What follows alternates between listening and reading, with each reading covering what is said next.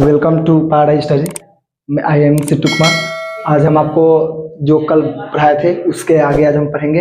वहाँ पे हमने सिर्फ डिस्कशन किया था कि अभिक्रिया को किस तरह से मतलब समझे थे, और यहाँ पे हम उसको एक्सप्लेन करेंगे प्रॉपर तरीके से, जो कि लिखे हुए हम बोर्ड पे, ठीक है। और ज़्यादा समय ना बिताते हुए हम इसको तुरंत से कवर करेंगे, और जितना जल्द हो सके उतना जल्द हम यूनिट 1 को ख़त्म करने की कोशिश करेंगे, ठीक है। तो हम यहाँ पे शुरू करते हैं, ठीक है। जो हमारा पहला पॉइंट है वो है रासायनिक अभिक्रिया, ठीक है, केमिकल रिएक्शन। मेरा पहला पॉइंट है केमिकल रिएक्शन, रासायनिक अभिक्रिया। ऐसे परिवर्तन, इसको हम हिंदी और इंग्लिश दोनों में लिख चुके हैं ताकि आपको समझने में किसी भी तरह का कोई परेशानी ना हो। तो आप इसको ध्यान से समझेंगे और कोशिश करेंगे कि लिख ले इसको, ठीक है। आप लिखोगे तो अच्छा लगेगा ना कि हाँ कुछ हम पढ़ें। आप नहीं लिखोगे, अपने कॉपी किताब खोल के नहीं बैठोगे तो उसमें कुछ नोट्स नहीं बनाओगे तो फिर दिक्कत हो जाएगा ना। तो तुम इसको लिखो, ठीक है। हम कोशिश करेंगे कि आपको और अच्छे से बताएं, और आप भी कोशिश करेंगे हम इसको अच्छे से लिख लें। जहाँ पे दिक्कत हो कमेंट में उसको लिख के आप लोग हमें बताएं कि यहाँ पे दिक्कत है, हम उसको सॉल्व करने की कोशिश करेंगे, ठीक है। चलिए, तो लिखे हम कि ऐसे परिवर्तन जिसमें नए गुण वाले पदार्थों का निर्माण होता है, ठीक है। रासायनिक अभिक्रिया एक प्रकार का परिवर्तन ही है, ठीक है। अभिक्रिया मतलब परिवर्तन, जिसमें कोई पदार्थ ना अपने से नया भिन्न गुण वाला पदार्थ का निर्माण करता है। वही बात को हम साधारण भाषा में, आसान से भी आसान भाषा में लिखे हैं कि ऐसे परिवर्तन जिसमें नए गुण वाले पदार्थ का निर्माण होता है उसे हम लोग क्या कहते हैं, रासायनिक अभिक्रिया कहते हैं। यहाँ तक कोई दिक्कत नहीं होगा, समझ गया होंगे कि नए पदार्थ का अगर निर्माण होता है तो उसे हम लोग रासायनिक अभिक्रिया कहेंगे। एग्जाम्पल के लिए समझने की कोशिश करें तो आप लोग देखे होंगे कि ये जो H2 है ये जल है, ठीक है। H2 अभी हम लिखेंगे केवल, और ऑक्सीजन है। ये शुरुआती दौर में जब तक रिएक्शन नहीं करता है तब तक किस फॉर्म में होता है, गैस के फॉर्म में होता है, ठीक है। और जैसे ही रिएक्शन एक दूसरे के साथ रिएक्ट करते हैं, और रिएक्ट करने के बाद ये प्लेटिनम पैलेडियम के उपस्थिति में रिएक्शन करते हैं, ठीक है। रिएक्शन करने के बाद ये बनाते हैं H2O जल, वाटर बनाते हैं, ठीक है। देखो यहाँ पे हम सीधा 2H+O प्लेटिनम पैलेडियम जो भी जिसके प्रेजेंस में रिएक्शन करता है उसको हमने लिखा, और जो अभिक्रिया होकर बनना था वो हम लिख दिए। लेकिन हमको ऐसे नहीं लिखना होता है, ठीक है। रासायनिक अभिक्रिया में ना पूरा नाम लिखना होता है। हाइड्रोजन है तो हमको पूरा लिखना होगा, हाइड्रोजन, ठीक है, प्लस ऑक्सीजन, ये हमको पूरा लिखना होगा। तो आप लोग एग्जाम्पल में ये इसको नोट करिएगा, ठीक है। तो हाइड्रोजन प्लस ऑक्सीजन क्या बनाएगा, वाटर जल बनाएगा। इसमें कोई दिक्कत नहीं होनी चाहिए, हम समझाने के लिए ऊपर लिख दिया। प्लेटिनम या पैलेडियम के रिस्पेक्ट में मतलब प्रेजेंस में रिएक्शन करता है और हमें क्या प्राप्त होता है, वाटर प्राप्त होता है। कोई दिक्कत यहाँ तक नहीं होनी चाहिए। वही हम इंग्लिश में भी वही बात लिख दी है आपको कि the process in which new substance with new properties are formed from one or more substances is called chemical reaction, ठीक है। तो रासायनिक अभिक्रिया एकदम आसान है, एकदम आसान है। बस आप इसको ना ध्यान से देखोगे।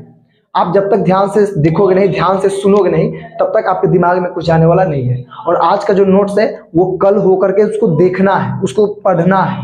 अगर आप उसको देखते नहीं हो, पढ़ते नहीं हो, तो साइंस के अकॉर्डिंग, जहाँ तक हमारे जो टीचर हम लोग को जो पढ़ाए थे वो बोले थे कि अगर आप पढ़ाए हुए चीज़ को दोबारा रिपीट नहीं करते हो तो उसको आने वाला एक दिन में आप क्या कर जाओगे, उसका 40 से 44%, ठीक है, 40 to 44% आप क्या कर जाओगे, भूल जाओगे। तो हम कोशिश करेंगे कि आपको अच्छा से अच्छा, बेहतर से बेहतर पढ़ाएं और आप इसको रिवीजन करेंगे, ठीक है। चलो आगे हम लोग बढ़ते हैं। अभिकारक, जो रासायनिक अभिक्रिया में ये जो पदार्थ भाग लिया है ना, ये सब्सटेंस जो इन्वॉल्व है, इसी को हम लोग बोलते हैं रिएक्टेंट बोलते हैं। क्या बोलते हैं, रिएक्टेंट बोलते हैं। इसको क्या बोलते हैं, रिएक्टेंट। और जो नया पदार्थ बनता है उसी को हम लोग क्या बोलते हैं, प्रोडक्ट बोलते हैं। क्या बोलते हैं, प्रोडक्ट। कोई दिक्कत एकदम नहीं होना चाहिए। अभिकारक, the substance which take part in chemical reaction are called reactants, ठीक है। ऐसे पदार्थ जो रासायनिक अभिक्रिया में भाग लेते हैं उसे हम लोग क्या कहेंगे, रिएक्टेंट कहेंगे, अभिकारक कहेंगे। अगला है प्रतिफल, प्रोडक्ट। ऐसे पदार्थ जिनका निर्माण रासायनिक अभिक्रिया में होता है, मतलब रासायनिक अभिक्रिया के परिणाम स्वरूप जो पदार्थ बनता है उस पदार्थ को हम लोग क्या कहते हैं, प्रोडक्ट कहते हैं। जैसे यहाँ पे हाइड्रोजन ऑक्सीजन मिल करके क्या बनाया था, वाटर, तो वाटर मेरा क्या हो गया, प्रोडक्ट हो गया। The substances which are formed in chemical reaction are called product. यहाँ तक कोई दिक्कत नहीं होगा, आप इसको अच्छे से लिख लोगे, ठीक है।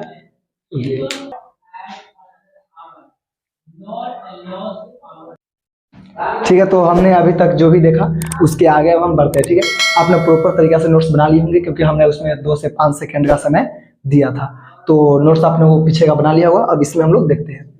एग्जाम्पल है डाइजेशन ऑफ फूड, भोजन का पाचन, इसमें भी रासायनिक अभिक्रिया ही होती है।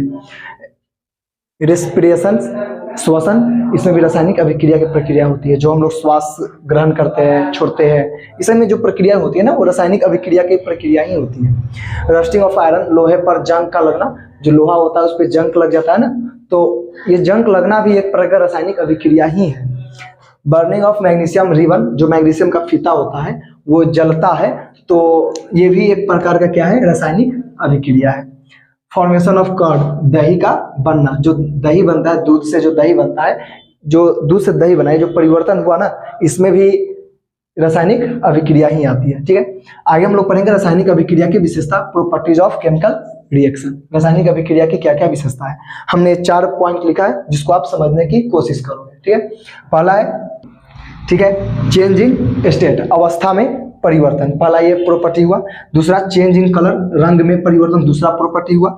चेंज इन टेम्परेचर, ताप में परिवर्तन, ये तीसरा हुआ। और इवोल्यूशन ऑफ गैस, गैस का उत्पत्ति, ये चौथा प्रॉपर्टी हुआ। अब इस सबको हम देखते हैं कि क्या वास्तव में ये होता है या नहीं। जैसे हम यहाँ पे कार्बन लिए हैं, ठीक है, कार्बन को ऑक्सीजन की उपस्थिति में जब हम जलाने की कोशिश करेंगे तो हमको कार्बन डाइऑक्साइड गैस मिलेगा और ऊष्मा मिलेगा और अवशेष मिलेगा। शुरुआती दौर में जो कार्बन का कलर होता है और जलने के बाद जो हमको अवशेष प्राप्त होता है उसका जो कलर होता है वो दोनों के दोनों क्या होता है, अलग अलग होता है। मतलब शुरुआती दौर और अंतिम में जो हमको प्राप्त हुआ अवशेष, वो इन सबका कलर क्या होता है, अलग होता है। हम यहाँ पे सोडियम क्लोराइड NaCl को सिल्वर नाइट्रेट के साथ अभिक्रिया कराते हैं जिससे हमको सिल्वर क्लोराइड प्राप्त होता है जो कि दही के जैसा अवक्षेप होता है, और सोडियम नाइट्रेट को प्राप्त होता है।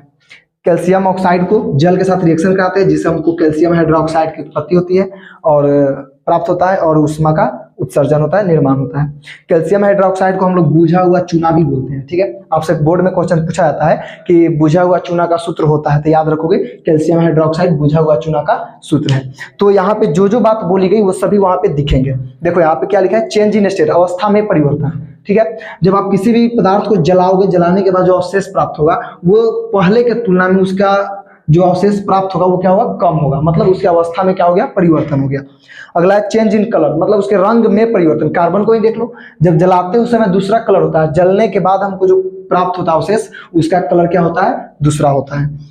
अगला है चेंज इन टेम्परेचर, ताप में परिवर्तन। जब कैल्शियम ऑक्साइड को, जो हम लोग घर रखने के लिए जो चूना लेते हैं ना, उसी को कैल्शियम ऑक्साइड बोलते हैं, उसको जब हम जल में घुला देते हैं पानी क्या हो जाता है, गर्म हो जाता है। मतलब वो ऊष्मा का क्या करता है, त्याग करता है। वही यहाँ पे लिखे ताप में परिवर्तन। अगला है इवोल्यूशन ऑफ गैस, गैस का उत्पत्ति। तो जब हम किसी पदार्थ को, मतलब कार्बन को ऑक्सीजन के साथ रिएक्शन करा दिया तो यहाँ पे हमको कार्बन डाइऑक्साइड क्या हुआ, प्राप्त हुआ, जो कि गैस के रूप में होता है। ठीक है, इतना आप लोग अच्छे समझ गए होंगे, आप इसको नोट करोगे। ठीक है।